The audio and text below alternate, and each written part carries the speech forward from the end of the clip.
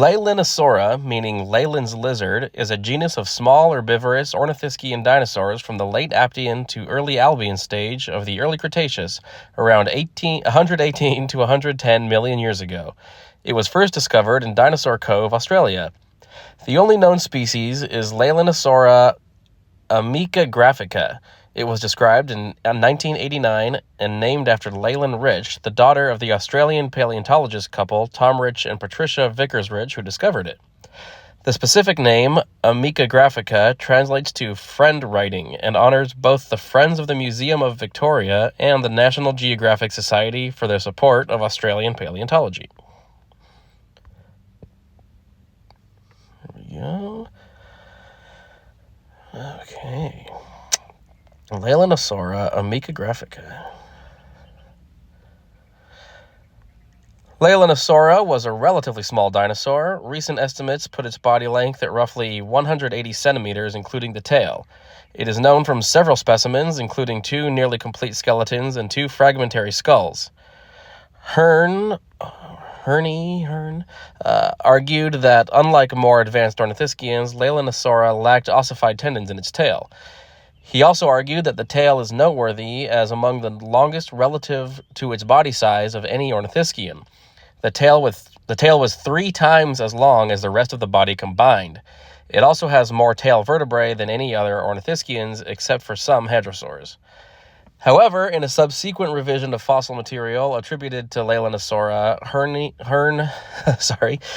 he could not confidently assign the postcranial skeletons with long tails, or indeed any fossils, than the holotype incomplete cranium, right maxilla MV, these are the fossil codes, and left maxillary tooth, all from late Aptian to early Albian Eumeralla formation to Leaellynasaura graphica. So basically, he wasn't sure that they were actually all from the same dinosaur. Okay, that's what it looks like. Long tail there. Leaellynasaura has been variously described as a hypsilophodontid, a primitive iguanodontian, or a primitive ornithischian, Genosauria. Recent studies have not found a consensus. Some analyses describe it as a non-iguanodontian ornithopod, whereas others describe it as a basal neornithischian. A 2019 study recovered it as a member of Elasmaria. So all of these are pretty basal ornithopods. Well, not all of them. So, ornithopod and Elasmaria is down there. So it's the small bipedal ornithopods before you get to iguanodon and hadrosaurs. Which makes sense. That's what it looks like. Biology and ecology. Leaellynasaura was an Australian polar dinosaur. At this time, Victoria would have been within the Antarctic Circle. Although this latitude is very cold today, it was significantly warmer during the mid-Cretaceous. Because of Earth's tilt, Leaellynasaura and its contemporaries would still have been living under conditions with extended periods of both daylight and night. Depending on latitude, it is possible that the sun might not have risen for several weeks or months in the winter, which means that Leaellynasaura would have had to live in the dark for perhaps months at a time.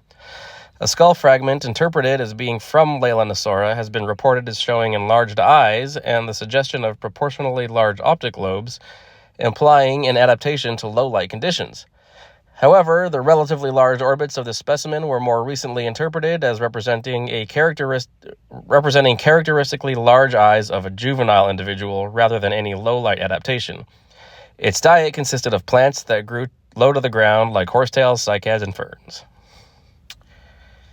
And there we go, Leaellynasaura, long-tailed basal ornithopod from Australia.